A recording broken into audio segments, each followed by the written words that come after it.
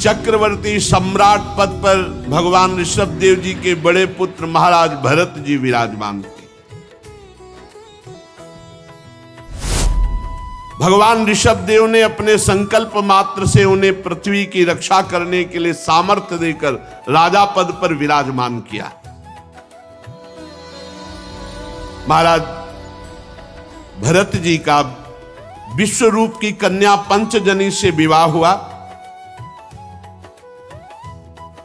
पंचजनी के गर्भ से उनके सुमति, राष्ट्रभृत, सुदर्शन, आवरण और धूम्रकेतु नाम के 5 पुत्र हुए, जो भरत जी के समान ही थे। इस वर्ष का, जिसका नाम पहले अजनाभ वर्ष था, भरत जी के नाम से ही इसका नाम भारत वर्ष हुआ। भगवान ऋषभ देव जी के पुत्र भरत जी के नाम से ही पहले ऋषभ देव जी तक अजनाभ वर्ष इसको कहा गया। भरत जी जब राजा बने तो उनके नाम से इस देश का नाम भारत वर्ष हुआ, श्रीमद् भागवत के अनुसार। महाराज भरत जी तो स्वभाव से ही भगवत भजन परायण और बहुज्ञ, सब शास्त्रों का ज्ञान, राजनीति का ज्ञान। जैसे उनके पिता पितामह राज्य करे वैसे ही भरत जी राज्य किए। बड़े वात्सल्य भाव से दुलार करते हुए अपनी प्रजा का पालन किया और छोटी बड़ी बहुत सी यज्ञों का अनुष्ठान किया।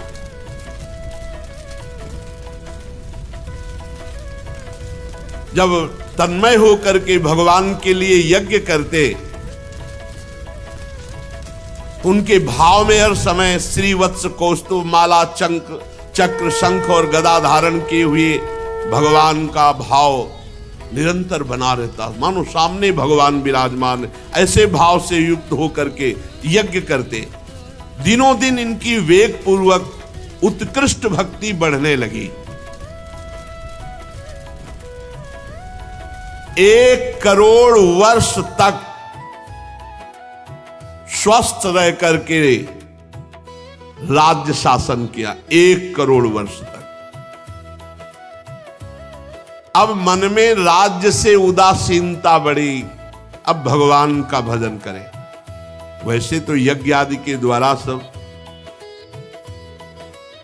अपने जो पुत्र थे उनको यथा योग्य राज्य संपत्ति दे दी और आप निकल पड़े राजमहल से। पुलहाश्रम हरिहर क्षेत्र में आकर के भजन करने का दृढ़ निश्चय किया। वहां चक्र नदी है, गंडकी नदी, जिनमें शालिग्राम भगवान प्रकट होते हैं। ऊपर नीचे चक्र का चिन्ह होता है। बहुत ही पवित्र नदी गंडकी नदी। बड़े बड़े ऋषियों के आश्रम। उसी पुलहाश्रम में एकांत में अकेले रह करके वो भगवान का चिंतन करने लगे भरत जी महाराज। जंगली पत्र, पुष्प, तुलसी दल, जल और कंदमूल फल से भगवान की आराधना करते। अब तो भजन में इतना आनंद प्राप्त होने लगा कि सारी अभिलाषाएं, सारी स्मृति जाती रही। मैं राजा था, राजपाट, ये सब जाता रहा, सारी अभिलाषाएं जाती रही। एकमात्र भगवान की परिचर्या और उसमें डूब गए। भगवान का चिंतन करते करते रोमांच हो गया, आंखों से अश्रु बह रहे, हृदय द्रवीभूत हो गया, दृष्टि स्तब्ध रुक गई। भगवान के श्री चरणों के ध्यान में ऐसी स्थिति भरत जी की, शरीर रोमांचित, आंखों से अश्रु बह रहे, एक काकार वृत्ति। देख लो माया कहां से घसीटती है। परमानंद की बाढ़, हृदय डूब रहा है। अब ये भी स्मरण नहीं कि भगवान की पूजा करनी, भगवान की स्मृति में डूबे हुए। इस प्रकार रोज गंडकी नदी में स्नान करना, शरीर पर कृष्ण मृग चर्म धारण करना और त्रिकाल 3 काल स्नान करना। त्रिकाल स्नान के कारण उनके जो केश हैं वो जटाओं में परिणित हो गए। तो एक दिन स्नान करने के लिए गए, स्नान किया और नदी में हृदय तक खड़े होकर, छाती तक 3 मुहूर्त तक धारा में खड़े होकर जप करते। इसी समय एक हरनी प्यास से व्याकुल हो जल पीने के लिए आई और वो गर्भवती थी। नदी के तीर पर जहां धारा में खड़े जप कर रहे थे वहीं वो पीछे से जल पीने आई। अभी वो जल पी ही रही थी, बहुत भयंकर सिंह की दहाड़ सुनाई दी और वो डरपोक स्वभाव भी होता है और हरनी वो डर गई और वो भीषण शब्द ऐसा लगा कि उसको लगा कि मेरे पीछे ही सिंह है। बड़ी ऊंची छलांग होती हिरन की। अब उसे लगा मेरे प्राणों पर बन आई, तो एकदम किनारे से ही छलांग मारी कि धारा को गंडकी नदी की पार कर जाए। अब वो जो छलांग मारने की प्रक्रिया थी उससे गर्भ योनि द्वार से निकल करके जल की धारा में गिरा। अब वो मृगी गर्भवती थी तो छलांग मार के पार तो नहीं जा पाई, वो भी गिर गई। डरी हुई थी, वहीं मर गई। अब ये दृश्य भरत जी जप करते हुए देख रहे थे। उन्होंने देखा कि हरनी तो मर गई, जो बच्चा था वो जल में प्रवाहित हुआ, दौड़ पड़े। राजर्षि भरत जी दौड़ पड़े मंत्र जप छोड़ करके, और दौड़ना ही चाहिए, और दयावश उसको गोद में उठा लिया, हिरन के बच्चे को, और अपनी कुटिया पे ले आए जो फूस आदि की बनी होगी। छोटा बच्चा तो बड़ा अच्छा लगता है, फिर मृग का तो और। भरत जी को ऐसी शीतलता मिली मानो जैसे राजपाट पुत्र सब छोड़ के आए थे तो एक विरह होता है, वो जान नहीं पाए कि वो अभी विरह। कितनी ऊंची स्थिति का वर्णन किया है। भगवान के चरणारविंद के ध्यान में शरीर पुलकित तो रोमांच, और ऐसी स्थिति कि अब क्या पूजा करनी ये भी सुध नहीं रह गई। अब उस बच्चे को रात दिन छाती से लगा के रखना और दुलार करना। 2-3 दिन में वो तो चलने तो 2-4 घंटे में लगता है, 2-3 दिन में तो छलांग मारने लगा।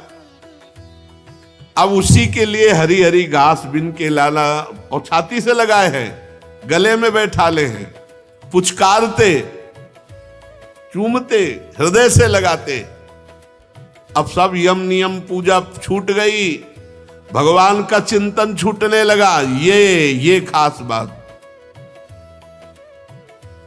ऐसा विचार करने लगे, देखो काल चक्र का प्रभाव, ये अपनी मां से अलग होकर मेरी गोद में आ गया। अब ये मेरा शरणागत है, अब मैं इसे नहीं छोड़ सकता, क्योंकि मैं ही इसका माता पिता भाई बंधु हूं, मैं ही इसका संगी हूं, मेरे सिवाय इस जगत में इसका कोई है नहीं, और ये भी मुझ पे बहुत विश्वास करता है। और वो भी छोटा बच्चा तो अपने छोटे छोटे सी गोल से ऐसे करता, भरत जी के कांधे पे प्रेम है। अब पूरे परिवार का प्रेम छोड़कर एकांत भजन कर रहे थे, भगवान से प्रेम हटा हिरन के बच्चे में। अब उसके प्यार दुलार के लिए कांधे पे चढ़ा के ले जाते, जहां हरी हरी घास होती तोड़ तोड़ के उसके पवाते, दुलार करते। हरिन के बच्चे में ऐसी आसक्ति हो गई कि उठते बैठते सोते टहलते भोजन करते, जो भी हर समय उसी को पास रखना, गोदी में बैठा ले रहना, दुलार करना। अब उनका जो भी भाव था वो पूरा हिरन में लग गया, और एक भय सता गया, कहीं मैंने छोड़ दिया भेड़िया खा गया तो, कहीं व्याघ्र खा गया तो मुझे तो बड़ा दोष लगेगा कि शरणागत का त्याग कर दिया। नहीं नहीं, तो वो वन में टहलाने के लिए ले जाते, कुटिया में उसी का दुलार कर। अरे इतना दुलार हो गया कि भगवान का भजन सब छूट गया।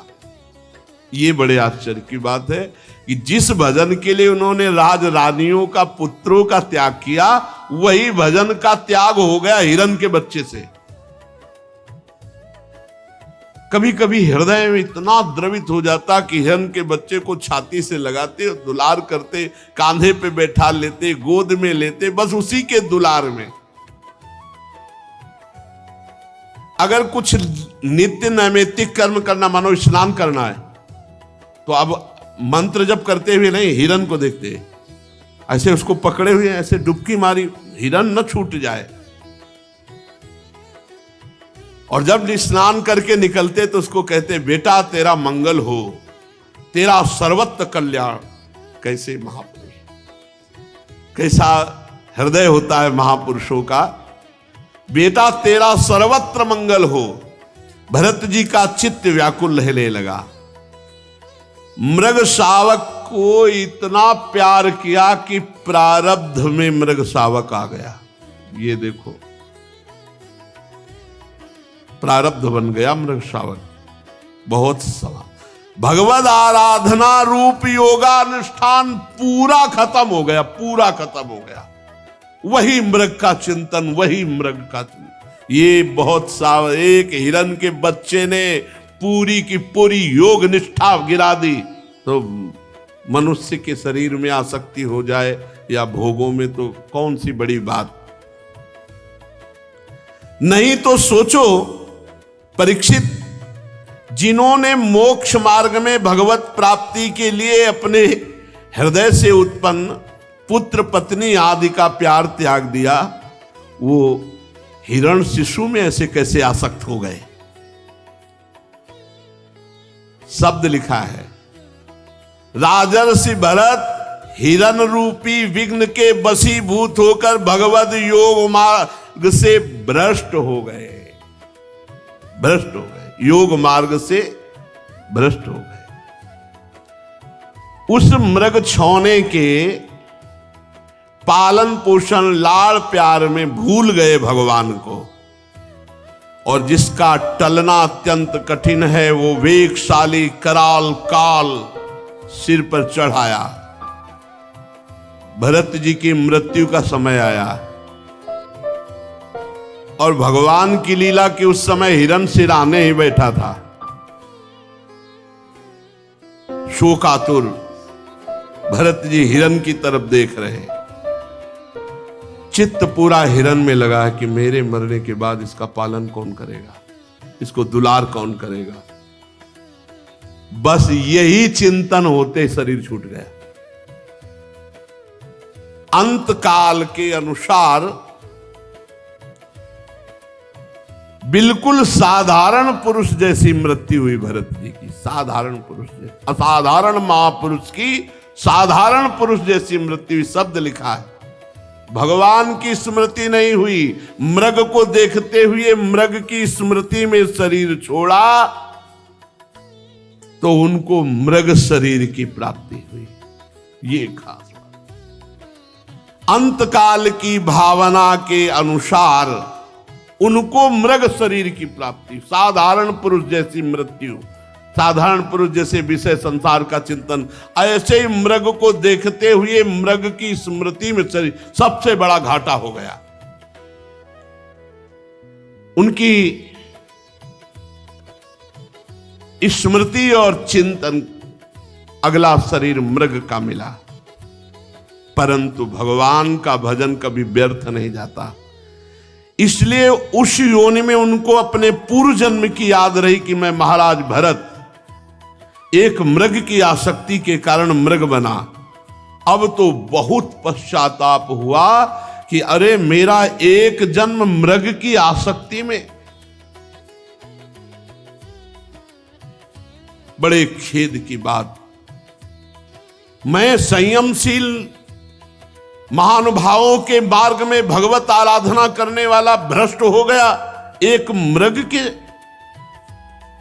मैंने धैर्य पूर्वक भगवान के लिए सारी आसक्ति छोड़कर एकांत में पवित्र भाव से भगवान के भजन का आश्रय लिया वन में, लेकिन मैं भगवान की आराधना से भ्रष्ट हो गया।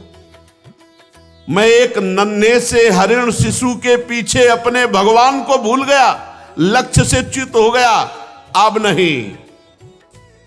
राजर्षि भरत जी मृग के शरीर को भी गंडकी नदी में खड़ा करके भजन करते और हरी घास खाने में भी डरते कि कहीं आसक्ति ना हो जाए। काल की प्रतीक्षा करते रहे।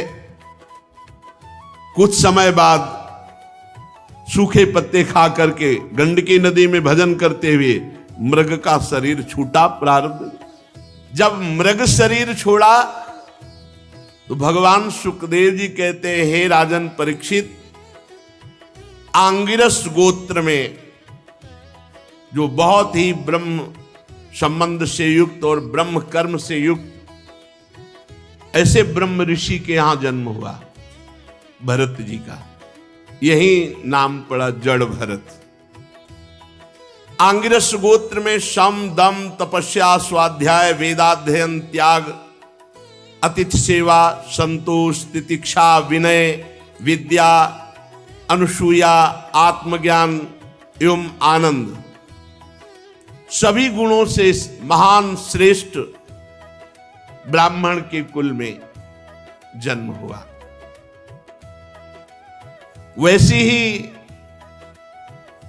इनकी माता विद्याशील आचार रूप उदारता से संपन्न पातिव्रत धर्म धारण करने वाली ऐसी जगह जन्म हुआ। 9 पुत्र हुए और दूसरी पत्नी से 1 पुत्र और 1 कन्या। इनमें जो पुत्र थे वो महाराज भरत जी थे। मृग शरीर का परित्याग करके इस जन्म में ब्रह्मबोध संपन्न महापुरुष के रूप में जन्मे। अध्यात्म ज्ञान पढ़ना नहीं पड़ा, क्योंकि मृग शरीर में ही भजन पूर्ण हो गया। यद्यपि पशु शरीर में भजन नहीं होता, लेकिन ये राजर्षि भरत के रूप में जो भजन किया और परहित के लिए अपना जीवन अर्पित कर दिया, उसके प्रभाव से मृग शरीर में भी पूर्व स्मृति और भजन ये बना रहा। उसके प्रभाव से अब जो जन्म हुआ वो ब्रह्मबोध संपन्न महापुरुष के रूप में। पूरी याद है, मैं राजर्षि भरत था, चूक हो गई, मृग बना, अब आकर के मैं इस ब्रह्म ऋषि के कुल में जन्मा हूं। पूर्व जन्म का पूरा स्मरण होने के कारण अब कोई विघ्न ना हो जाए, इसलिए वो पागलों जैसी वृत्ति में रहते बाल्यावस्था से ही। हर समय भगवद स्मरण परायण, ओठ बंद और पागलों जैसी चेष्टा। श्री भगवान के चरणों का स्मरण मूर्ख, पागल, अंधा, बहरा ऐसा अपने को दिखाने लगे बचपन से ही। क्यों? कोई प्यार न कर बैठे, कहीं किसी से अपनापन न हो जाए। पिता को बड़ा प्रेम था इनके ऊपर, क्योंकि ये ब्रह्मबोध संपन्न महापुरुष थे। पर सबको पता चल गया था कि ये बालक पागल है। शास्त्रानुसार समावर्तन पर्यंत जो पूर्व के अर्थात विवाह के पूर्व के जितने संस्कार ब्राह्मणत्व के हैं वो सब उपनयन संस्कार आदि से युक्त किया। पर देखें, ये तो बेटा पागल है। पिता का कर्तव्य है पुत्र को शिक्षा देना, इसलिए बड़े प्यार से समझाते। शौच के बाद ऐसे पवित्र हुआ जाता है, ऐसे आचमन किया जाता है, ऐसे ऐसे रहना चाहिए। भरत जी बिल्कुल उपदेश के विरुद्ध आचरण करते, जैसा उपदेश उसके विरुद्ध आचरण करते। क्यों? पिता की आसक्ति हम पे ना हो जाए, हमारी आसक्ति पिता पे ना हो जाए। बहुत उपाय किया कि गायत्री मंत्र याद करवा दे। 4 महीने पूरा प्रयास किया, वर्षा काल में एक भी छंद याद नहीं करवा पाए। फिर बसंत, ग्रीष्म, चैत्र, वैशाख, ज्येष्ठ, आषाढ़ प्रणव सहित गायत्री मंत्र याद कराने का पूरा प्रयास किया, लेकिन पागल जैसी चेष्टा। पूर्ण विद्वान, बड़ा हृदय में दुख हुआ कि ये मेरा बेटा पागल है, और ये पता ले कि ये बेटा ऐसा है कि कुल के कुल परम पावन कर देगा। पर बहुत प्यार था भरत जी के प्रति उनके पिता का, इसलिए बार बार वो पुत्र को अच्छी तरह शास्त्रों की शिक्षा देते। शौच, वेदाध्ययन, व्रत, नियम, गुरु सेवा, अग्नि सेवा, ब्रह्मचर्य पालन, इन सब की कुछ नहीं, ठीक विपरीत चेष्टा, पागलों जैसी, मूर्खों जैसी। वो हार गए और कुछ समय बाद उनका शरीर पूरा हो गया पिता का। अब तो स्वतंत्र हो गए, क्योंकि और कोई प्यार ही नहीं करता था, पिता ही प्यार करते थे। इन महापुरुष को पागल, मूर्ख समझकर कोई प्यार नहीं करता, केवल पिता प्यार करते थे। वो भी पधार गए। अब तो कोई बोलने वाला नहीं। जो भाई थे वो समझते थे मूर्ख और पागल है। वो कर्मकांड को सब कुछ समझने वाले विद्वान ब्राह्मण थे। अब ब्रह्म ज्ञान रूपी परा विद्या का सिद्ध महापुरुष भरत जी को कौन जाने, इसलिए वो भरत जी के प्रभाव को न जानने के कारण ये मूर्ख है ऐसा समझकर उपेक्षा करते। पिता के परलोक सिधारने पर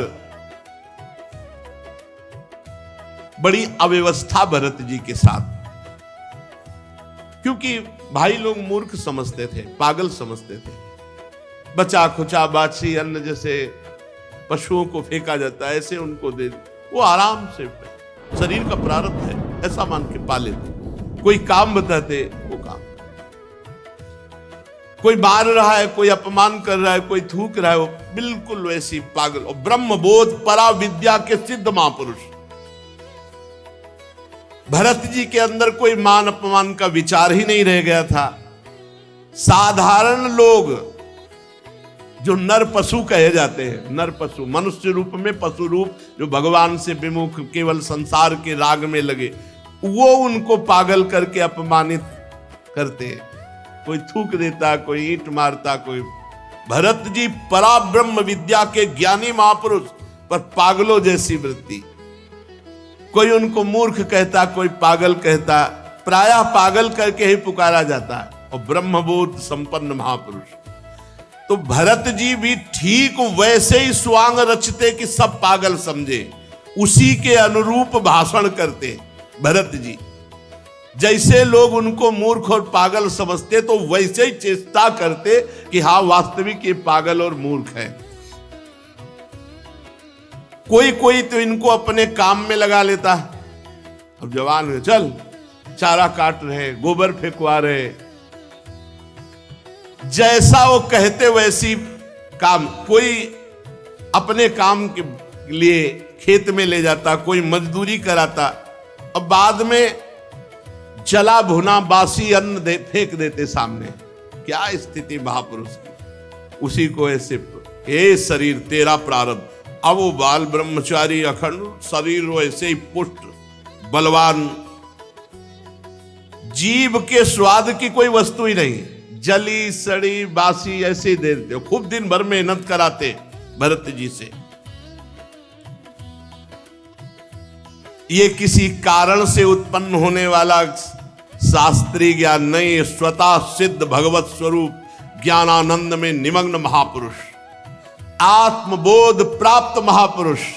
क्योंकि भजन के बल से आत्मबोध प्राप्त हुआ, इसलिए बस एक मोटा यज्ञोपवीत शरीर में पिता ने जो पहला दिया था जब से, वो यज्ञोपवीत और नीचे का वस्त्र, बस ऐसे ही रोड में पड़े हैं, रास्ते में पड़े हैं, कोई दे दिया खाए, कोई काम में लगा लिया, पागलों जैसे। बहुत अष्ट पुष्ट स्वस्थ शरीर। सर्दी गर्मी बरसात सब खुले पे सहना, अपमान आदि, चूंकि देहाभिमानी नष्ट हो चुका है इसलिए कोई क्लेश नहीं। जैसे आग राख से ढक जाए पर अंदर आग है, जैसे मणि के ऊपर धूल लग जाए, ऐसे ही महाराज न कभी स्नान करते, न कोई शरीर सफाई।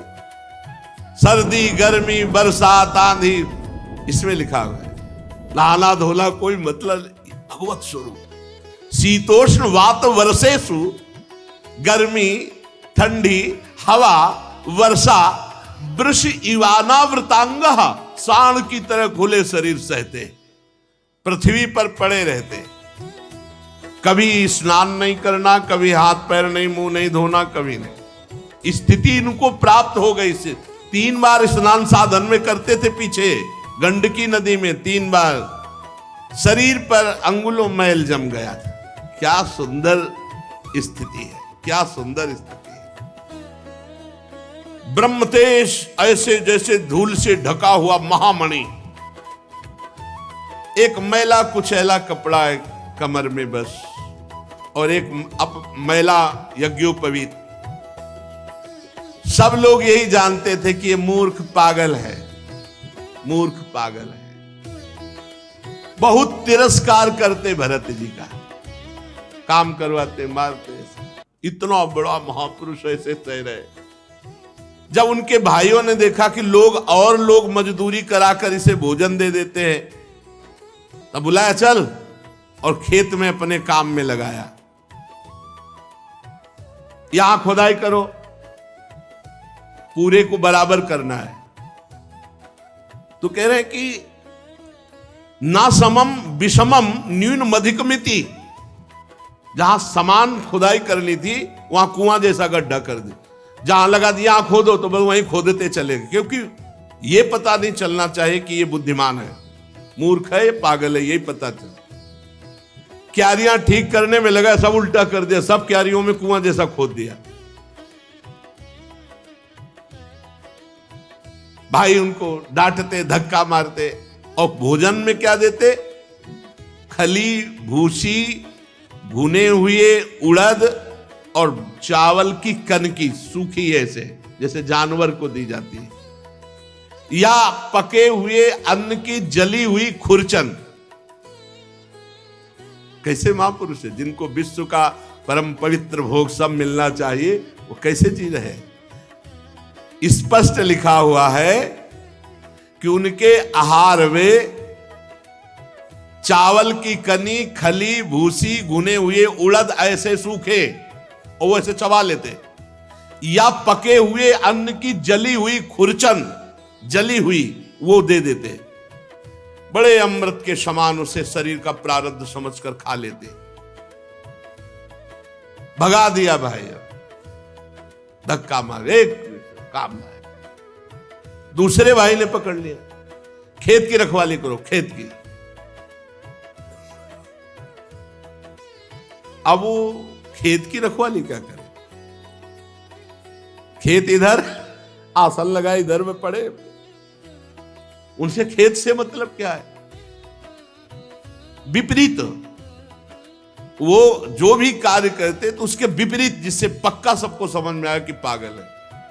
वहीं पड़े हुए थे, और एक डाकुओं के सरदार ने भद्रकाली से कामना की थी कि पुत्र हो जाएगा तो नरबलि चढ़ाएंगे।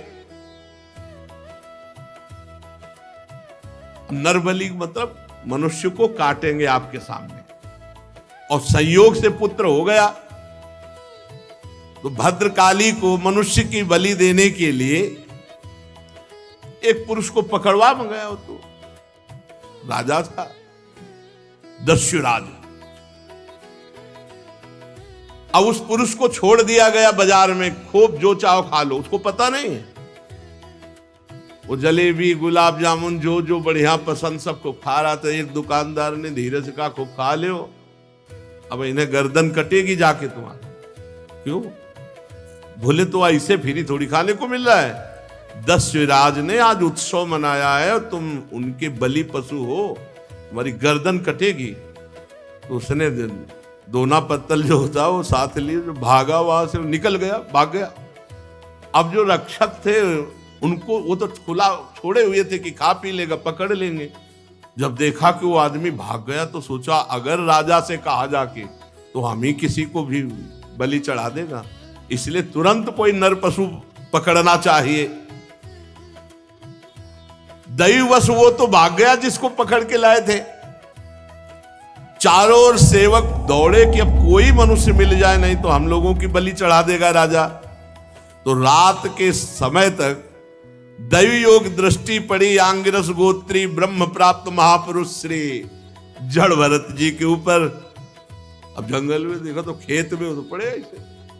अरे बोले देवी भी प्रसन्न हो जाएगी और राजा भी प्रसन्न हो जाएगा, क्योंकि बहुत तगड़ा आदमी है, अष्ट पुष्ट बलवान। और उस समय वीरासन में बैठे हुए थे। रात्रि के समय नजदीक आए, पकड़ लिया, कोई विरोध नहीं। बोले हमारे स्वामी का कार्य इससे बहुत सिद्ध हो जाएगा, देवी बहुत प्रसन्न हो जाएगी। रस्सियों से बांध लिया, बंधवा लिया, कोई रोका नहीं, बिल्कुल पागलों जैसी चीज। जो शरीर का होना है वो पक्का होना है, जो नहीं होना है वो नहीं होना।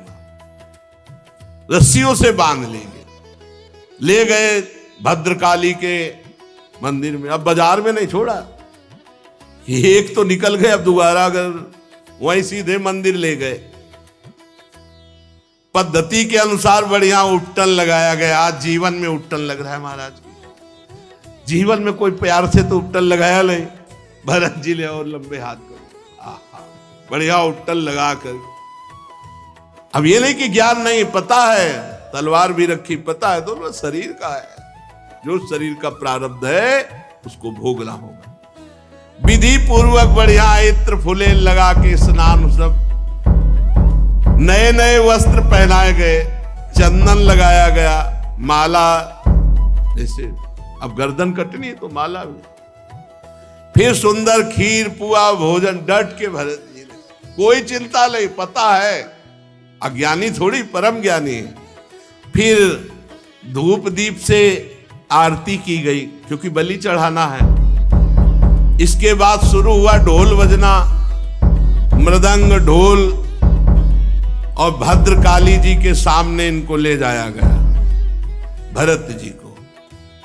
और कहा गया सर नीचा करके ऐसे झुका के बैठ जाओ, घुटने के बल सर नीचा करके आराम से बैठ, कोई परेशानी नहीं। और आदमी तो चिल्लाए लगते हैं, अरे चिल्लाए तो सामने भारी तलवार वजन वाली पूजन की हुई रखी हुई थी। भरत जी ने देखा प्रारब्ध है, सर झुका दिया। दस राजा आया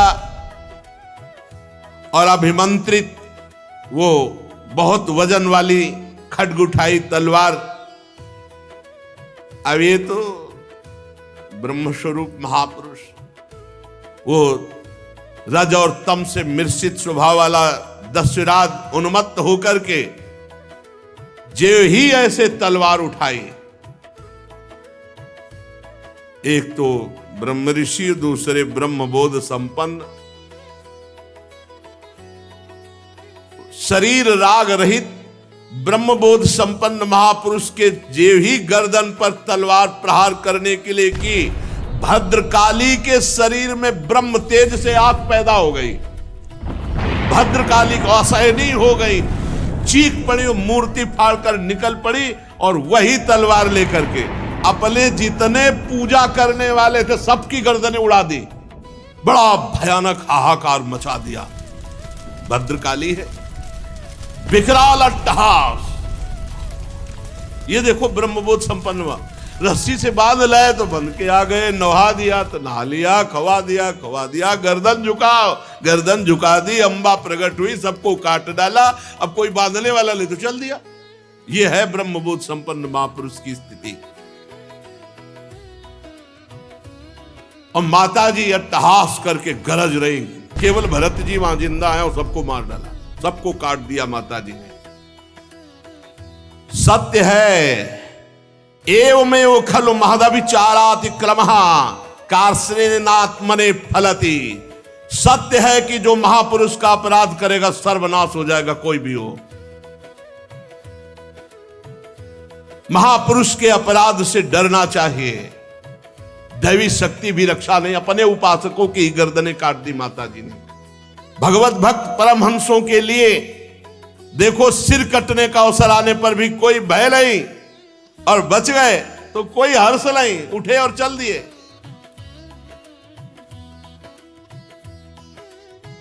आराम से मस्ती से जा रहे थे, खूब पूजे तिलक लगे, खाए पिए, नए कपड़ा पहने थे, मस्ती से। उधर सिंधु सौवीर देश का राजा रहुगण, ये वही रहुगण है हिरण, भरत जी के कर कमल से द्वारा पोषित। अब ये भला आकर सिंधु सौवीर देश का राजा, और ये जा रहे थे कपिल भगवान से सत्संग करने, पालकी में बैठ के। कहा था ना भरत जी ने हिरण के रूप में जब ये थे कि बेटा तेरा सर्वत्र मंगल हो, अर्थात मैं तेरा सर्वत्र मंगल करूंगा। पालकी पर चढ़कर जा रहा था, जब इक्षुमती नदी के किनारे पहुंचा तो पालकी उठाने वाले कहारों के जमादार के एक कहार को बुखार आ गया और वो डगमगाने लगी पालकी, असमर्थ। तो कहा भाई एक नया किसी को खोज लो, राजा है वो तो हुक्म पे। तो इन्हीं को देखा, बढ़िया नए कपड़ा पहले, खीर पाए, तिलक लगवाए, आ रहे थे।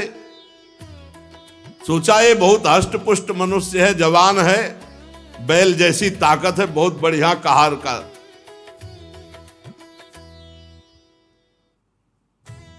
गोखर बद्धुरम बोढ़ मलमिति पूर्वविष्टि ग्रहित ही, ये तो अपार बल रखता है, जैसे बैल में, जैसे पुष्ट जानवर में, ये बोझा तो बढ़िया ढो सकता है। ए चलो, चल दी। आज तक अभी उपदेश नहीं दिया, पकड़े हुए कहारों के साथ इनको लगा दिया। अब वो कहार जो राजा की पालकी में होते हैं वो शिक्षित होते हैं। महाराज तो अब मस्त, बहुत बढ़िया कहार मिल गया। महात्मा भरत जी इस कार्य के योग्य तो बिल्कुल नहीं थे। चुपचाप चार कहारों के बीच में एक में इनको एक तरफ लगा दिया। अब ये केवल पृथ्वी में देखते थे कि कोई जीव पैर के नीचे दब न जाए, क्योंकि महात्मा ऐसे ही चलते हैं, दृष्टि नीचे करके। अब दूसरे कहार तो केवल एक बाण पृथ्वी थोड़ी देखते, वो तो पूरा, और वो शिक्षित है, और ये तो आराम से देख करके, और ये इतने तगड़े बलवान कि अगर कदम रोक दिए तो तीनों के कदम रुक गए, क्योंकि बलवान है पकड़े हुए। अगर वो संभाल के लंबी टांग मारे तो तीनों मुंह भरा हो रहे।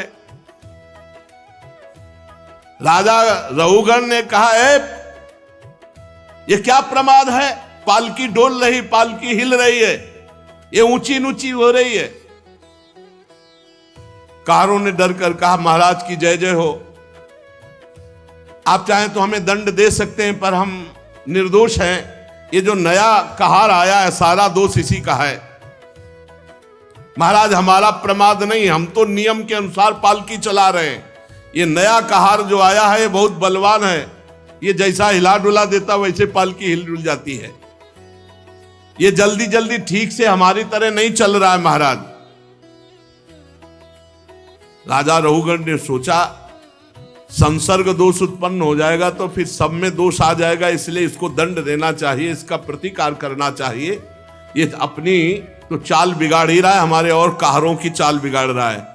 रहुगण क्रोधित होकर, यद्यपि उसने महापुरुषों का सेवन किया था, लिखा है महापुरुषों का सेवन किया था, मतलब कपिल भगवान से सत्संग करने जा रहा तो कोई छोटा मोटा थोड़ी सत्संगी, तो कौन है, भरत जी के द्वारा सत्संग प्राप्त किया हुआ, दुलार प्राप्त किया हुआ। थोड़ा क्रोधित होकर के व्यंग भरे वचन कहा कि ये नए कहा, अरे भैया हमें लगता है तुम बहुत दुबले पतले हो, क्योंकि बहुत हष्ट पुष्ट थे। व्यंग वचन, हमें लगता है तुम बहुत थक गए हो। अच्छा तुम्हारे साथियों ने सहारा भी नहीं दिया। अच्छा ऐसा लगता है तुम पूरा बल लगाकर अकेले पालकी ढो रहे हो। तुम्हारा शरीर तो बहुत पतला है, मोटा ताजा तो है नहीं। हमें लगता है तुम जवान भी नहीं हो, बुढ़ापा ने घेर रखा है। बार बार ताना मारता जड़ भरत जी के ऊपर। चुप, वैसे पालकी कुछ नहीं, ना मानो सुनाई ही नहीं दिया। भरत जी की दृष्टि में जैसे पालकी वैसे शरीर, पंचभूतों से रचित पालकी, पंचभूतों से रचित शरीर, और दोनों अविद्या के कार्य, और बोलने वाला भी अविद्या में युक्त, इसलिए कुछ नहीं बोले। किंतु पालकी अब भी सीधी नहीं चल रही थी। अब जैसे कई कई जगह 5-5 लाइन चींटी चलती है, ऐसे मारी छलांग तो ये तो कहो पकड़े थे, नहीं तो नीचे आ जाते पालकी के। राधा रघुगण को बहुत क्रोध आया, आग बबूला हुए, अरे ये क्या, तू जीता ही मर गया है, तू मेरा निरादर कर रहा है, मेरा उल्लंघन कर रहा है, मालूम देता तू प्रमादी है। जैसे दंड पानी यमराज का दंड निष्फल नहीं जाता, ऐसे मैं तुझे दंड दूंगा, तेरा इलाज करूंगा, तेरे होश ठिकाने लाऊंगा। जड़ भरत जी ने एक बार देखा कि इलाज तो गुरु हमने तुम्हारा कर ही दिया है इलाज तो हो ही गया है तुम्हारा, क्योंकि तुमको कांधे पे ले लिया।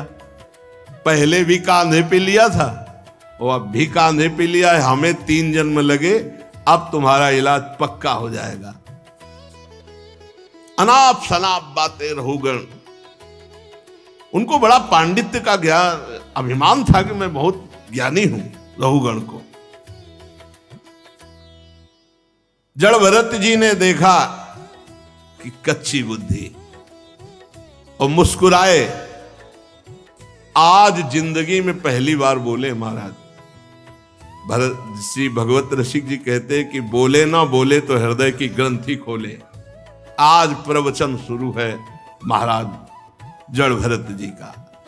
तुमने जो कहा सब यथार्थ है जड़ भरत जी। मैं कोई उलहना नहीं दे रहा हूं। कितना हो भाग्य कि आज जिंदगी में आज जड़ भरत जी बोले नहीं। अभी तलवार चलने की स्थिति में भी नहीं बोले, आज तक नहीं बोले, मौन, आज बोले। भार नामक कोई वस्तु है तो ढोने वाला कोई है ही, मार्ग है तो चलने वाला कोई है। मोटापन, पतलापन, ये सब शरीर के लिए है, आत्मा के लिए तो नहीं ना। क्या ज्ञानी जन ऐसी बातें करते हैं जैसे तुम करते हो? कैसे समझा रहे? जैसे बेटा को समझा। ये स्थूलता, मोटापन, कृशता, पतलापन, आधी, व्याधि, भूख, प्यास, भय, कलह, इच्छा, बुढ़ापा, नींद, आसक्ति, क्रोध, अभिमान, शोक, ये सब देहाभिमानी को प्राप्त होते हैं, आत्मस्वरूप में नहीं। क्या सुंदर बात, क्या सुंदर बात। ये सब देहाभिमानी को प्राप्त होते हैं, आत्मस्वरूप को नहीं। राजन, तुम जो कहते हो मैं तुम्हें दंड दूंगा, मार दूंगा, ये विकारी पदार्थों को, निर्विकार स्वरूप को नहीं, मेरे स्वरूप को। बहुत जड़ भरत जी की दृष्टि और वचन और तत्व का उपदेश। अब तो रघुगण कूद पड़ा पालकी से, साष्टांग दंडोत हुआ, क्योंकि ऐसा कोई ब्रह्मबोध संपन्न महापुरुष ही बोल सकता है। नमो नमः, नमो नमः, बार बार चरणों में गिर रहा है रघुगण। प्रभु मैं आपको बार बार नमस्कार करता हूं, बार बार नमस्कार करता हूं। मैं समझ ही नहीं पा रहा आपके ज्ञान को, विशुद्ध आत्मबोध। आपने जगत का उद्धार करने के लिए देह धारण किया, योगेश्वर, परमानंद स्वरूप। आप तो बहुत उच्च कोटि की अवस्था को प्राप्त महापुरुष है। एक जड़ ब्राह्मण का वेश धारण किए हुए नित्य ज्ञानमय स्वरूप को जन साधारण की दृष्टि से ओझल किए हुए अपने को पागल जैसा दिखाने वाले, हे अवधूत शिरोमणि, नमो अवधूत द्विज बंधुलिंग निगूढ़ नित्यानुभवाय तुभ्यम। मैं आपको बार बार नमस्कार करता हूं। प्रभु, जैसे प्यासे को पानी अमृत जैसा मिल जाए, ऐसे आपकी वाणी मुझे शीतलता प्रदान, जैसे ज्वर पीड़ित को ठीक औषधि मिल जाए। प्रभु मैं देहाभिमान रूप विषैले सर्प से डस लिया गया था, आज आपके अमृत में वचन औषधि का काम कर रहे हैं। महाराज जड़ भरत जी के उपदेश से अज्ञान की ग्रंथि का भेदन हुआ रहुगण का, और वो परम पद को प्राप्त हुआ। राजर्षि भरत के विषय में ज्ञानी जन ऐसा कहते हैं कि जैसे गरुण जी की होड़ कोई मक्खी नहीं कर सकती, ऐसे महात्मा भरत जी की होड़ कोई राजा मन से भी नहीं कर सकता। जैसे गरुण जी की होड़ कोई मक्खी नहीं कर सकती, ऐसे जड़ भरत जी की होड़ कोई राजर्षि नहीं कर सकता। उन्होंने युवावस्था में ही अपनी पत्नी पुत्र आदि सबका त्याग करके भगवान के लिए साधन किया, और तीसरे जन्म में भगवत प्राप्त महात्मा हुए। जो महाराज भरत जी का, जड़ भरत जी का पावन चरित्र सुनेगा, उसकी अकाल मृत्यु नष्ट हो जाएगी। वो अकाल मृत्यु को प्राप्त नहीं होगा, उसका यश बढ़ेगा, और यदि वो भगवान का आश्रय लेकर भजन करने वाला बने तो मोक्ष या प्रेम को भी प्राप्त होगा। जो जड़ भरत जी के पावन चरित्र को सुनेगा या सुनाएगा, उसको यदि कोई अन्य कामना भी है तो उस कामना की पूर्ति हो जाएगी। एक पावन चरित्र है श्री भक्त गोपाल चरवाहे का। पहले ऐसा हुआ करता था कि सबकी गायें जैसे चराए तो सब लोग अन्न आदि जो है उसके घर भिजवा देते थे और गायें छोड़ देते थे। वो ग्वाला ही कहा जाता था। सैकड़ों लोगों की गाय चराता था और उसके घर में अन्न आदि जो आवश्यक सामग्री है भिजवा दी जाती थी। ना तो एक अक्षर वो पढ़ा लिखा था और ना कभी उसने भगवान का नाम या कोई चर्चा सुनी थी। उसके कोई परमार्थ से संबंध ही नहीं था। बस गाय चराते थे, जंगल में रहते थे, पत्नी भोजन पहुंचा देती थी और परिवार चलाने के लिए गांव के लोग दे देते थे अन्न, क्योंकि सबकी गाय चराते थे। ना तो उसको किसी धर्म का ज्ञान था, न किसी साधना का ज्ञान था। एक दिन देखा जंगल से एक मंडली जा रही संतों के। ओ श्री राम जय राम जय जय राम, श्री राम जय राम, ऐसे कीर्तन। संत जन पहले मंडली बना के चलते थे तो नाम कीर्तन पद कीर्तन ऐसे। उसको बड़ा आनंद आया। उसको लगा कि इतने झूम झूम कर संत जन गा रहे हैं, किसी से बात नहीं की, पकड़ लिया।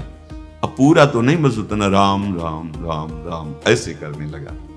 देखो कई बार कहा है यदि आप बिना गुरु मंत्र के भी नाम जप करेंगे तो नाम जप आपको गुरु तक पहुंचा देगा, क्योंकि गुरु प्रदत्त नाम भगवत साक्षात्कार कराता है। 50 वर्ष की अवस्था लगभग हो गई थी। कभी कोई तीर्थ याटन, धर्म कार्य, शास्त्र स्वाध्याय, सत्संग कुछ नहीं। देखो कृपा, विश्वास।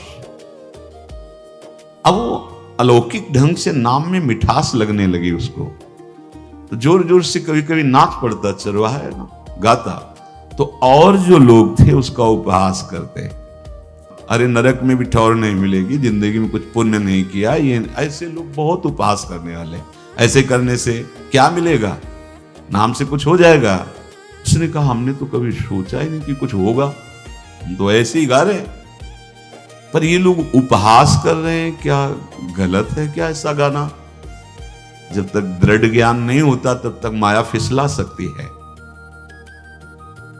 उसने कहा कि हम किसी लाभ के लिए, बैकुंठ जाने के लिए या कोई लाभ के लिए नहीं जपते, हमें तो अच्छा लगा, वो गा रहे थे संत जन तो हम गाने लगे। क्या सही में आप लोग समझते हैं कि ये गलत है? उनका तुम मूर्ख हो, तुम्हारी क्या समझ में आए? और उपहास करते हैं उसका। उसके मन में एक बात आई, कोई ये प्रमाण दे दे मुझे, ये जो मैं संतों के मुख से सुना नाम, ये परम सत्य है, ये परम सुखकारी है, और इससे क्या वैकुंठ मिल जाएगा? कोई तो मिले मुझे। और जब किसी के हृदय में ऐसी आकांक्षा होती है तो वही मिल जाते हैं जो सबके हृदय की जानते हैं। एक दिन उसने देखा जब लोग दिल्ली की हंसी मजाक कर रहे थे, उसी समय एक लंगोटी पहने हुए, हाथ में कमंडल और दंड धारण किए हुए कोई वीतराग परमहंस दौड़ा, चरणों में गिर गया। महाराज महाराज, बस एक बात आप बता दीजिए, जो हम राम राम कह रहे हैं, ये लोग उपहास करते हैं, क्या इससे हमारा कल्याण हो जाएगा, वैकुंठ मिल जाएगा? तो उन्होंने कहा, बेटा ये बहुत मंगल में भगवान का नाम है, पर हमें लगता है कि तुम्हें गुरुदेव की आवश्यकता है।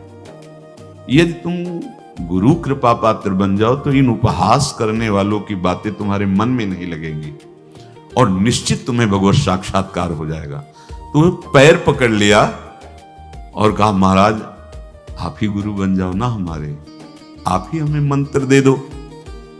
तो उन्होंने कहा, हम तो तीर्थ यात्रा में हैं, ऐसा हम नहीं कर सकते, पर यदि तुम भगवान से प्रार्थना करोगे तो तुम्हारे कल्याण के लिए सदगुरु प्राप्त हो जाएगा। इसलिए जैसे कोई पूछते किसको सदगुरु बनाऊं, तुम कहते किसी को नहीं, पहले भगवान को मानो, श्री हरि को, जगत गुरु श्री कृष्ण को, फिर उनसे प्रार्थना करो कि यदि आप आवश्यक समझते हो कि सदगुरु के रूप में आप आकर के हमारा कल्याण करेंगे तो मुझे पहुंचा दो, या आप स्वयं आ जाओ। मैं नहीं खोज कर पाऊंगा, मेरी वो दृष्टि नहीं है कि मैं किसी महापुरुष को पहचान सकूं।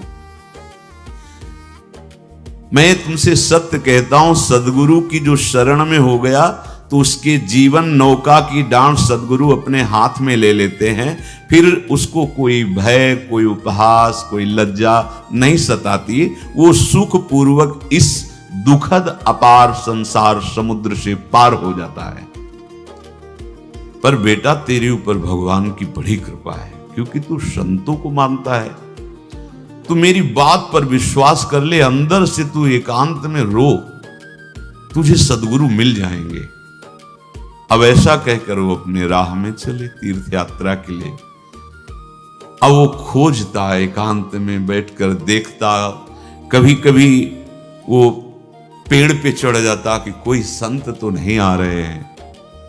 अब उसके लिए वहां भोजन पहुंच जाता, पाता, गाय देखता और बस खोज करता कि सदगुरु आ जाए, सदगुरु आ जाए। बहुत समय व्यतीत हुआ पर उसका विश्वास नहीं टूटा कि संत ने कहा था कि तुम भावना करो कि सदगुरु आ जाएंगे। भगवान सदगुरु बन करके आ गए, वही है सदगुरु। देखा सामने से बड़े तेजस्वी महात्मा बड़े तीव्र गति से आ रहे हैं। वो दौड़ा, गुरुदेव गुरुदेव, चरणों में लौट गया।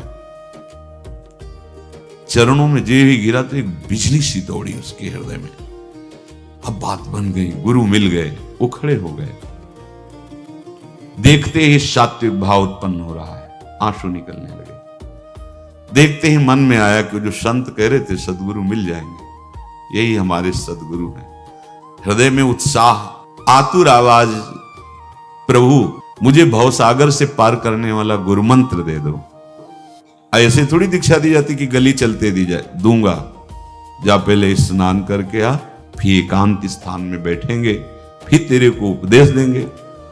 बोला, महाराज मैं जंगली आदमी हूं, गाय चराता हूं, हमारा घर बार से कोई आना जाना नहीं, यही भोजन आ जाता है। संत ने कहा, अच्छा स्नान करो। स्नान करके आए, एक पेड़ के नीचे। भाई मैं तुझे कुछ नियम दूंगा, कुछ शर्त। तो अब महाराज गंवार आदमी है, ना हम आपका कोई नियम पालन कर पाएंगे, ना कोई व्रत पालन कर पाएंगे, ना कोई साधना कर पाएंगे। आप देख लो हमारी हालत, 50 साल का हूं, पढ़ा लिखा बिल्कुल नहीं, कोई धर्म कर्म नहीं जानता, गाय चराता हूं। मुझसे बहुत बातें नहीं सदेंगी, अगर एक कोई बात बता दो तो प्रण करता हूं जिंदगी में प्राण त्याग सकता हूं, पर एक बात कोई, एक नियम कोई दे दो। हमें बहुत नियम तो नहीं समझ में आएंगे, एक कोई बात बता दो कि ऐसा कर लेना और मंत्र जपना।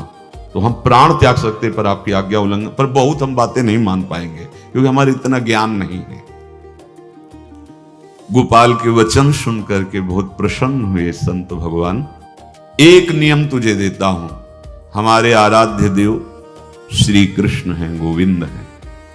आज से तुम्हारे आराध्य देव गोविंद हुए, हाँ श्री कृष्ण है। बिना उनको पवाए तुम्हें पाना नहीं है, बस यही तुम्हारे लिए नियम है। तुम्हारे पास जो आवे, सूखी रोटी, दूध, छाछ, जो भी, बिना उनको पवाए पाना नहीं है। सीधा सरल आदमी। गुरुदेव प्राण चाहे चले जाएं, बिना उनको पवाए आज के बाद कभी जिह्वा पे कुछ नहीं जाएगा, ऐसा गुरुजन आदेश करते हैं वैष्णव मार्ग के पथिकों को कि जल भी बिना अर्पित किए मत पियो। अगर आप बिना अर्पित किए पीते हैं तो आपकी बुद्धि में इष्ट देव के प्रति ममत्व तो नहीं आ पाएगा, नहीं आ पाएगा। अब तो गोपाल नाच पड़ा कि गुरु मिल गए, गुरु मंत्र मिल गए और इष्ट का पहचान मिल गई। उसी समय घर से भोजन आया, कोई कभी चटनी रोटी, ऐसे ही बैठा एकांत वृक्ष के नीचे, आओ गोविंद भोग पाओ। अब गोपाल विचार में लगा कि आ तो रहे हैं ही नहीं, और गुरुजी ने कहा बिना पवाए पाना नहीं। पूरा दिन व्यतीत हो गया। गुरुजी कह रहे थे घट घट में विराजमान भगवान है तो कहीं से भी प्रकट हो सकते हैं। तो अंदर मंत्र जपता हो, कहता आओ भगवान पाओ, आके नहीं आए। महाराज हमारे गुरुदेव ने आपका ध्यान जो बताया था वैसे ही आओ, आप पाओ आकर के। रात्रि हो गई, देखा पर वो नहीं आए तो भोजन उठाया, गाय को पवा दिया। तो बहुत सी गायें थी, भूखा रह गए। दूसरे दिन फिर भोजन आया, एक पत्ता तोड़ा, जल से छिड़का पत्ते में और भोजन रखा। भगवान को फिर पुकारा, आओ प्रभु। गुरुदेव ने आज्ञा की बिना आपको पवाए हम अपनी जबान में नहीं रख सकते। शाम हो गई, रात्रि हो गई, फिर गौ को दे दिया, नहीं पाया।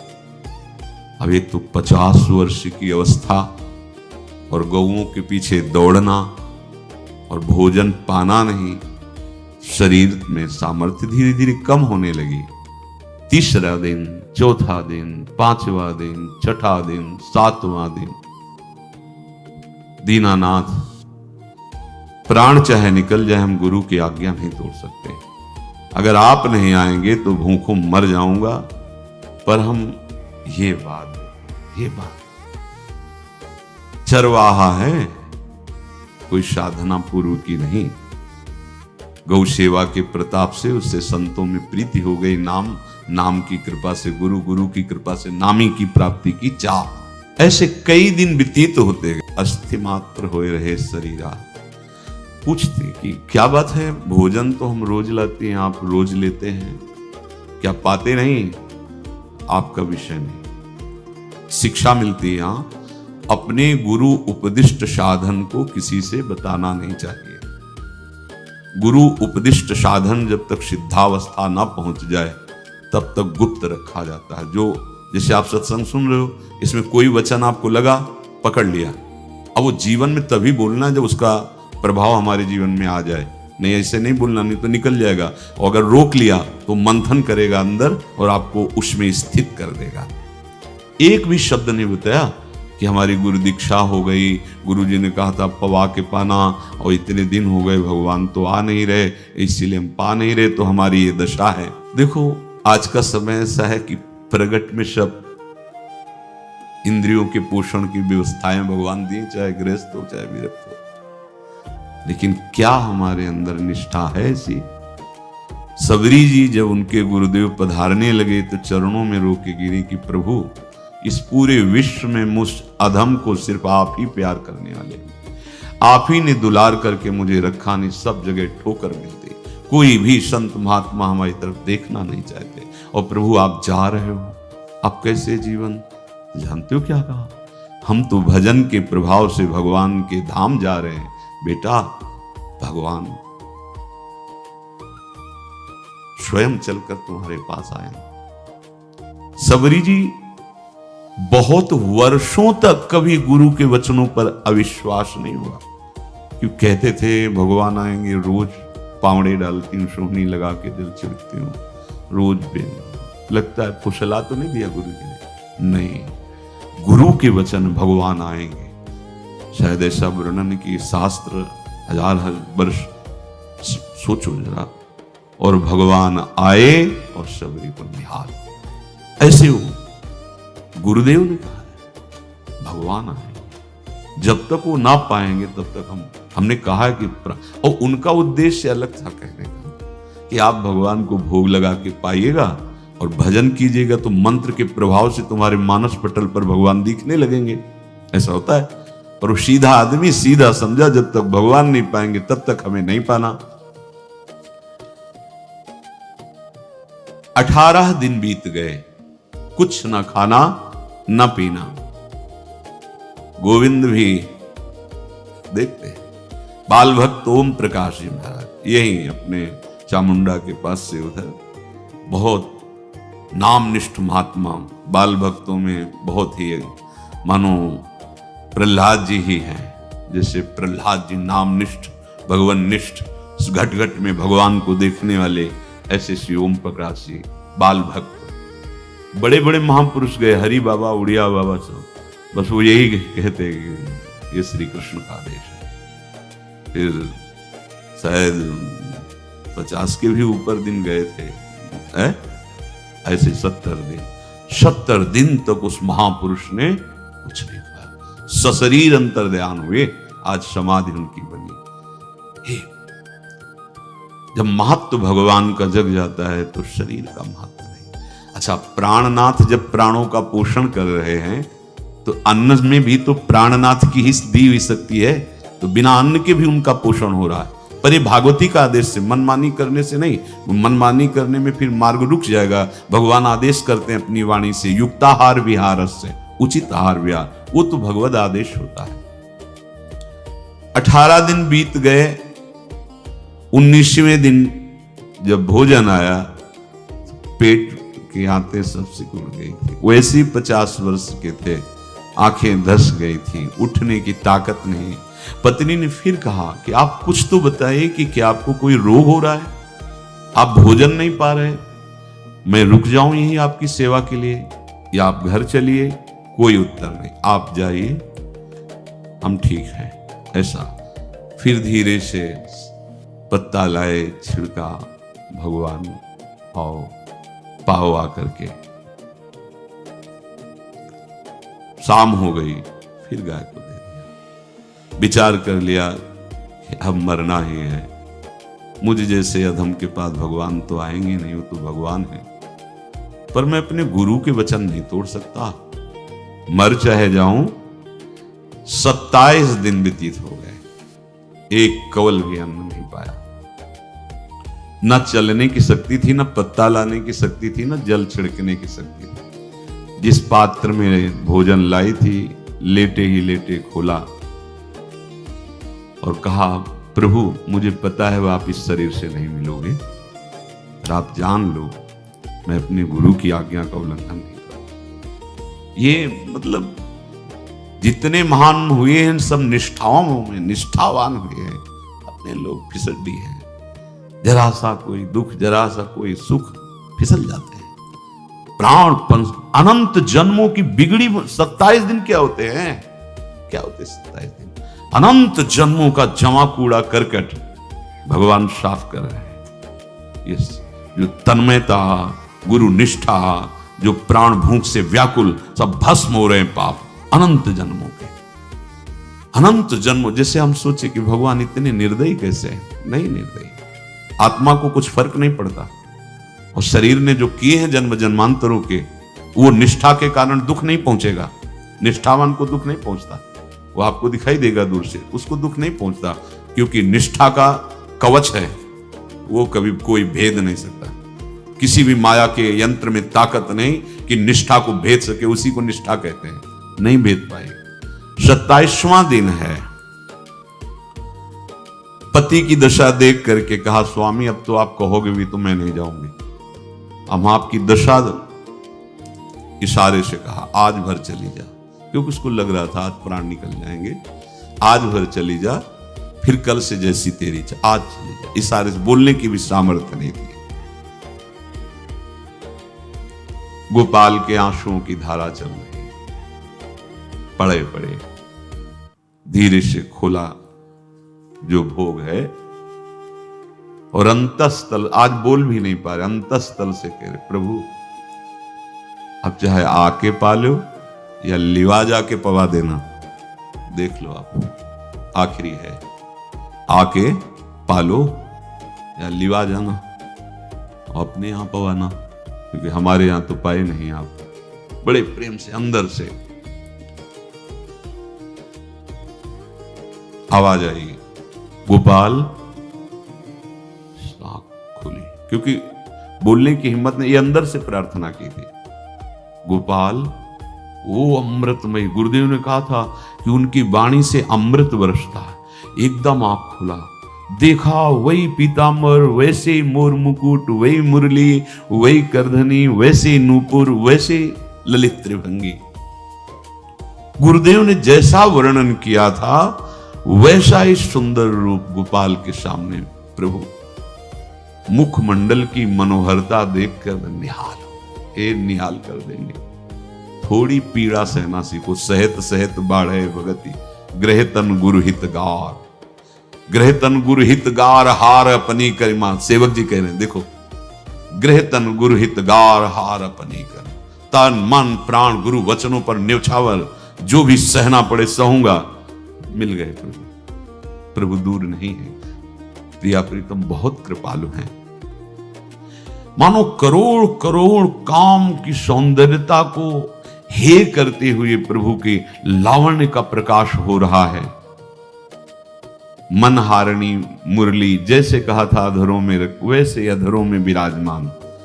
अच्छा, खास बात ये, ना कोई गाय देख पा रहे, नहीं कोई और चरवाहा देख पा रहा। ये भगवान, जैसे इस सभा में किसी से बात करें भगवान, किसी से मिले तो पास बैठा व्यक्ति भी नहीं देख पाएगा, ना जान पाएगा, क्योंकि प्राकृतिक इंद्रियां, प्राकृतिक शरीर, और वो चिदानंदमय, वो तो जिसको दर्शन देंगे तो पहले दृष्टि प्रदान करते हैं। भगवान जिससे मिलते हैं पहले दृष्टि प्रदान करते हैं, तो गुरु रूप से दृष्टि प्रदान। ये जो अंतर में पुकारा ना, वो अंतर दृष्टि खुल गई, सामने देखा।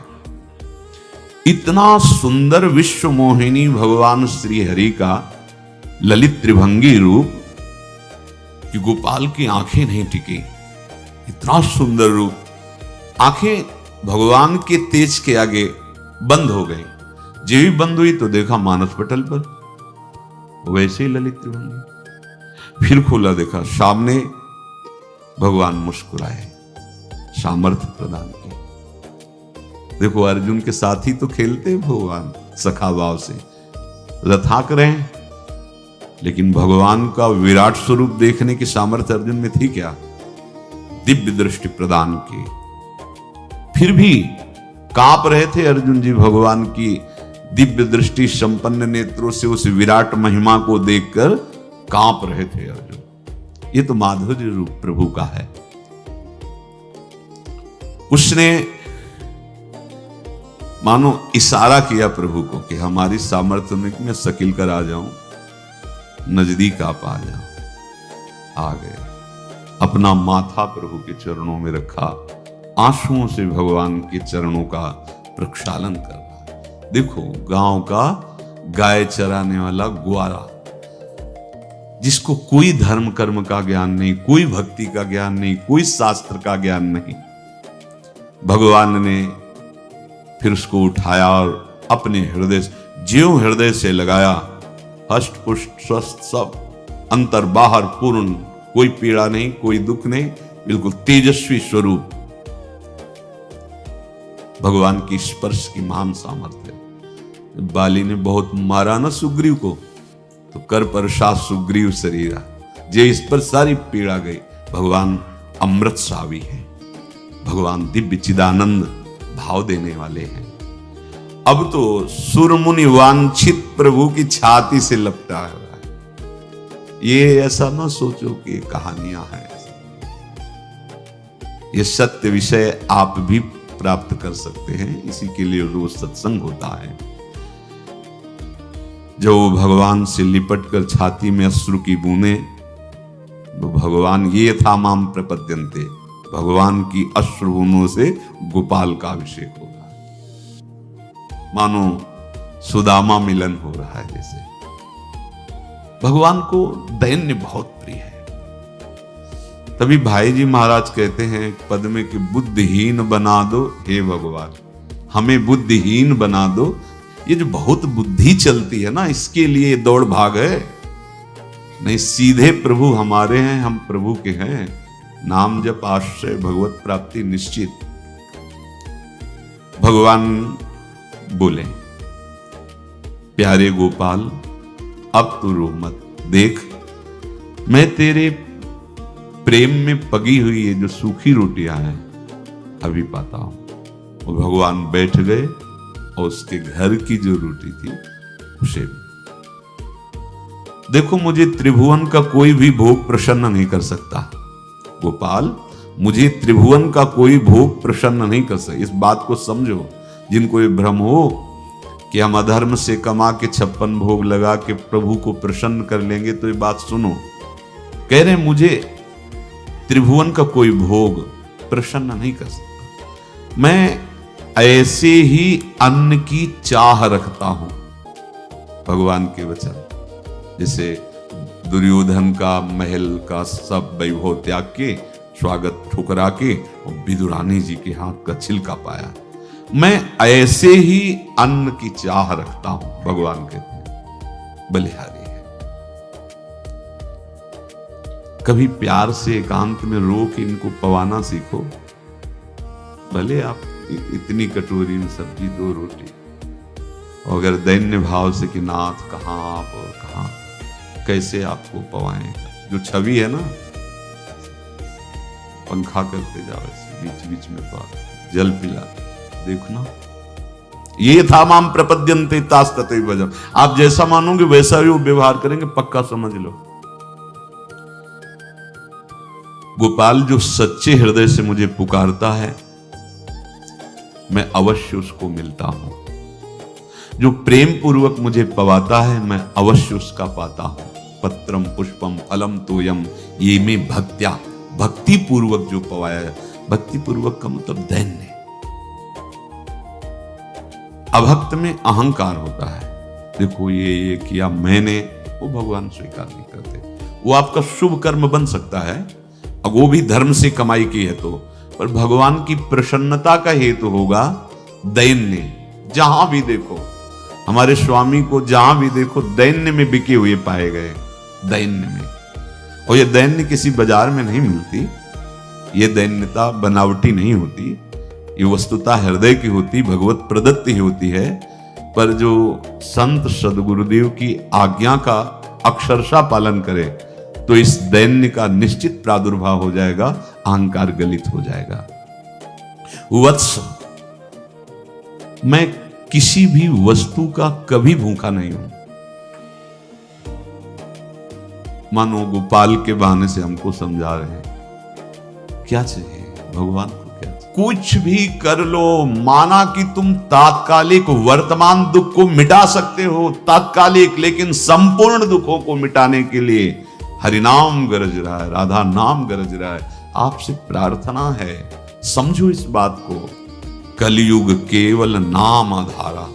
देखो, सुन के राम राम शुरू किया, मिल गए सिद्ध सदगुरुदेव, दे दिया मंत्र, बता दी निष्ठा, और मिल गए भगवान। और भगवान कह रहे हैं अब तेरे जीवन में कभी दुख का लेस नहीं रहेगा।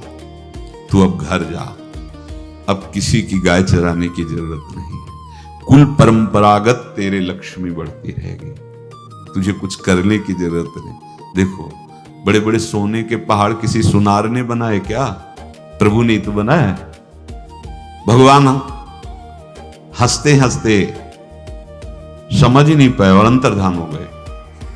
अभी गोपाल कुछ अपने मन भर के देख नहीं पाया था, कह नहीं पाया था, भगवान अंतर्धान हो गए। अब तो चिल्ला चिल्ला के रोने लगा और विवश होके आंख मूंदी तो देखा उसके मानस पटल पर छाए। अब तो राजी हो गया। कि ये मेरे प्रभु ऐसी जगह विराजमान हो गए, कोई देख नहीं पाएगा, हम रोज बात करेंगे, रोज दर्शन करेंगे। नारायण या गौर श्याम को हृदय निकुंज बसइए। तो इसलिए धैर्य धारण करके कितना भी कष्ट हो, अब पीछे मत हटो, फिसलो मत। माया अपने पार्षदों को भेजेगी। प्रभु का चिंतन छूटे वो कुछ भी स्वीकार नहीं। प्रभु का चिंतन होते हुए जो हो रहा है उनका सृष्टि का कार्य है, जो जो जिसको सेवा दिए हो रहा है। हमारा प्रभु का आश्रय अगर बदला किसी व्यक्ति का आश्रय या किसी अन्य का आश्रय, बहुत घाटा हो जाएगा। अपने इस मन को देखते रहिए कि प्रभु को प्रथम नंबर में रखता है या द्वितीय नंबर में। हमें तो लगता है ये हो सकता है चौथे पांचवें नंबर पे रखता हो। जितने भी दिव्य महापुरुष हुए हैं, जिनके जीवन प्रकाशित हुए हैं भक्ति अध्यात्म की ऊंचाई में, वो बचपन से श्री भगवान में लगे। त्रिपुरदास जी के घर में राजमंत्री पिता थे, पर बहुत ही सुंदर भक्ति के संस्कार थे। एक बार आप पिता के साथ आगरा से किसी कार्य के लिए गिरिराज जी आए, तो यहां ठाकुर श्री श्रीनाथ जी का दर्शन किया। ऐसा सुंदर रूप श्रीनाथ जी का कि नवीन किशोर अवस्था लुभायमान हो गए।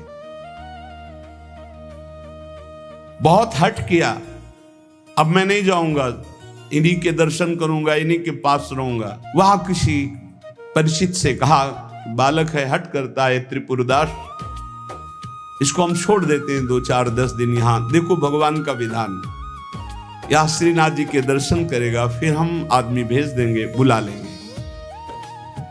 अब वो दैवी योग से प्रेरित थे, पुत्र को यहां छोड़ दिया और वापस वो लौटे तो रास्ते में कुछ वैरी दल के राज सैनिकों को दुष्टों ने घेर लिया, वो मार डाला, पिता को मार डाला। जब आपने सुना, सूचना आई कि तुम्हारे पिता को बैरी दल ने मार डाला है, तो श्रीनाथ जी की तरफ देखा और कहा, आप तो हमारे पिता भी हो, मित्र भी हो, जीवन धन हो। हृदय में बड़ा आनंद हुआ कि चलो नाम मात्र का पिता अंतर्ध्यान हो गया, लेकिन मेरा जो अनंत जन्मों का पिता है उससे संबंध हो गया। अब तो मेरे श्रीनाथ जी के सिवा कोई नहीं है।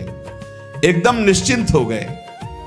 रोज प्रभु के सामने भाव विभोर होकर रोया करते, नौ किशोर अवस्था, कि प्रभु अब आपके सिवा हमारा कोई नहीं है। एक दिन वल्लभाचार्य भगवान आचार्य चरण, जिनके दुलारे लाडिले श्रीनाथ जी हैं, उस सेवा में आए तो देखा है बालक बहुत एक दृष्टि से देखता है, रोता है। लाओ इस बालक को सामने लाया। ये है भगवत कृपा। जब भगवत कृपा होती है तब गुरु मिलते हैं, जब गुरु कृपा होती तब भगवान मिलते हैं। बुलाया और परिचय पूछा, कौन है ये? तो कहा, अमुक राजमंत्री का पुत्र है, इनके पिता यात्रा में मारे गए हैं और ये बहुत आसक्त चित्त होकर श्रीनाथ जी को देखते, श्रीनाथ जी से रोते हैं। त्रिपुरदास जी ने साष्टांग दंडवत किया वल्लभाचार्य जी को और कहा, प्रभु मैं मात्र पितृहीन, न मेरे माता है न पिता है, मैं अनाथ बालक हूं, बस मेरे नाथ तो श्रीनाथ जी ही हैं और आपके श्री चरणों का आश्रय दे दिया। प्रभु मुझ अनाथ दीनहीन को आप स्वीकार कर लीजिए। बहुत प्रसन्न हुए। इतना छोटी अवस्था में ऐसे शुद्ध शब्द, ऐसे भागवतिक चेष्टाएं। चलो आज अभी इसी क्षण मैं इसको दीक्षा देता हूं। आचार्य श्री वल्लभाचार्य जी विधि पूर्वक दीक्षा देकर ब्रह्म संबंध कराया। कुछ दिन तक पास रखा और कहा, वापस जाओ घर। श्रीनाथ जी की सेवा की भावना रखो, निरंतर चिंतन करो, ध्यान में श्रीनाथ जी का स्मरण रखो, भक्ति में जीवन व्यतीत करो। हमारा सदैव कृपा प्रसाद तुम्हारे साथ है। गुरु आज्ञा तत्काल श्रीनाथ जी से उनके जो परिचय के थे ले गए। यवन राजा था, उनके राजमंत्री थे पिता। तो जब नौ किशोर अवस्था से थोड़ा बड़े हुए तो इनके पिता का पद इनको दिया, राजमंत्री बना लिया। ये निश्चय किया त्रिपुरदास जी ने कि राजमंत्री पद से जो भी धन आएगा मैं केवल सेवक की तरह प्रसाद से शरीर पोषण करूंगा, सारा धन संत सेवा और भगवंत सेवा में लगाऊंगा। उस श्रीनाथ जी के लिए नियम लिया, प्रतिज्ञा ली कि हर साल सर्दी में दगला बनवा कर भेजेंगे, रत्नों से हीरो से जटित बढ़िया पोशाक सर्दी की, सुनहरे गोटे सुंदर सुंदर रत्न जटित। अब चाहे करोड़ों के रत्न लग जाए श्रीनाथ जी के लिए, और राजमंत्री थे, दगला भेजते और रोज संत सेवा होती त्रिपुरदास जी के यहां। संत जन आते, प्रसाद पाते। धन की यही सार्थकता है।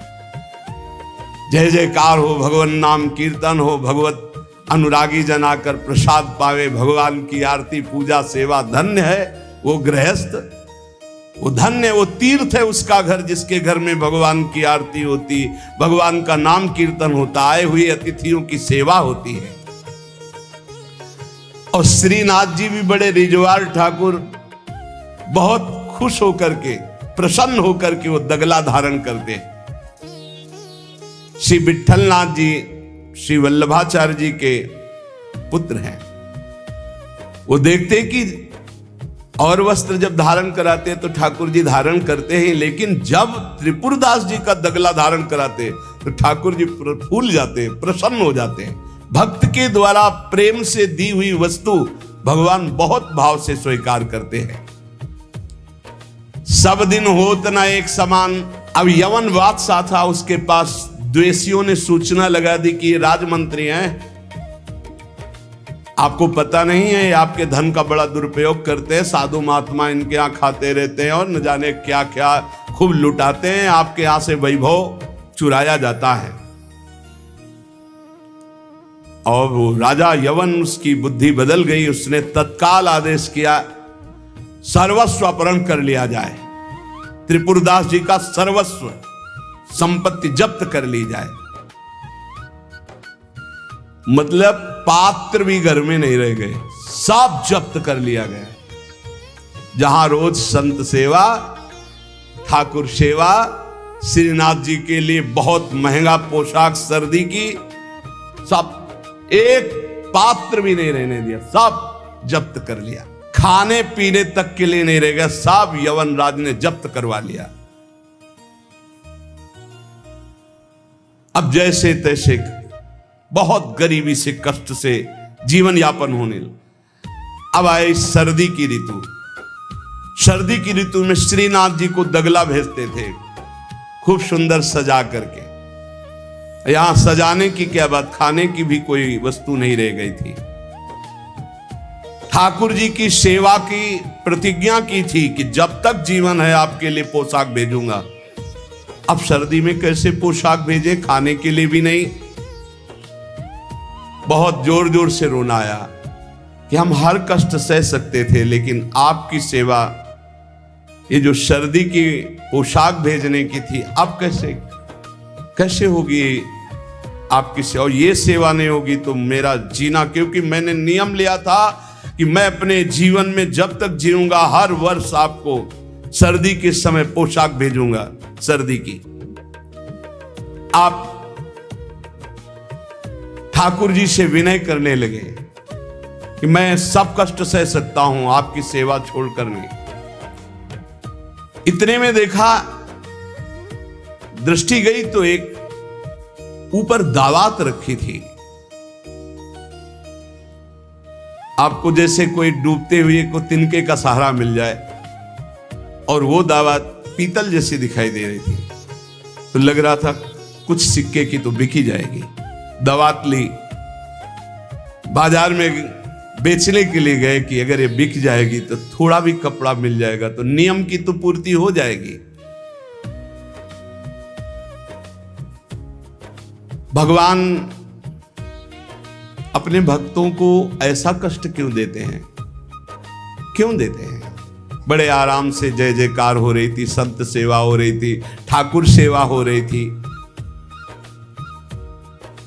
श्री प्रियादास जी कहते हैं, भयो ईश ख्याल, इष्ट देव को ये पसंद है। अब त्रिपुरदास जी बाजार गए तो बेची के बाजार यो रुपया एक पायो, ताको ल्यायो मोटो थान मात्र रंग लाल गाइए, भीजो अनुराग पुनि नैन जलधार भीजो, भीजो दीन ताई धरि राख्यो और आइए, को प्रभु जन आए सहज दिखाई दई, भई मन दियो ले भंडारी पकड़ाइए, काहू दास दासी के ना काम को पे जाऊं लेके, बिनती हमारी जू गुसाई ना सुनाइए।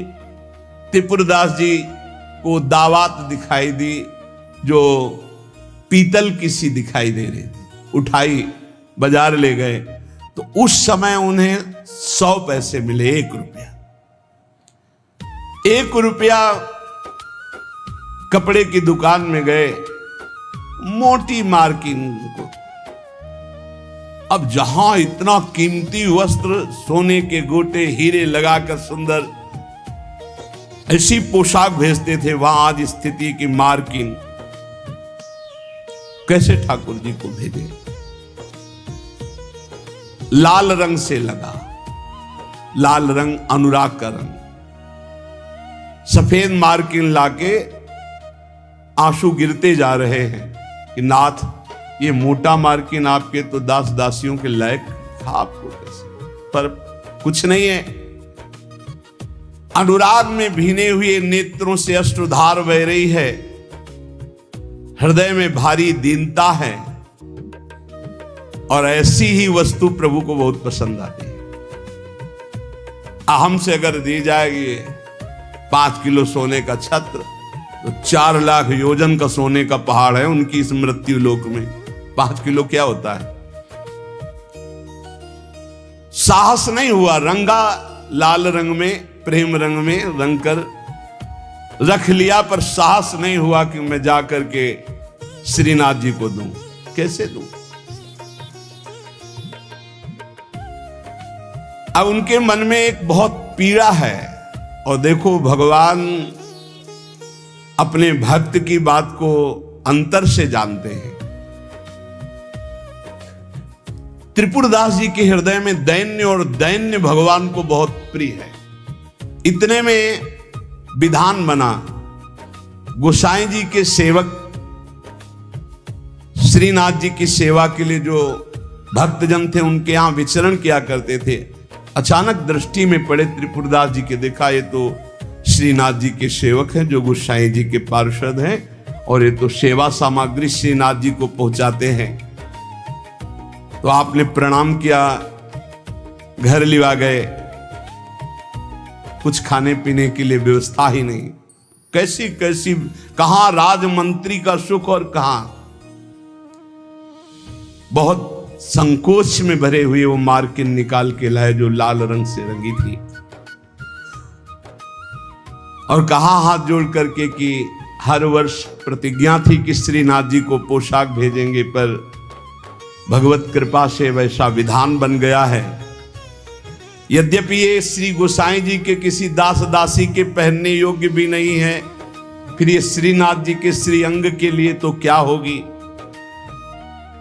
पर आप क्या इस भेंट को वहां तक पहुंचा देंगे?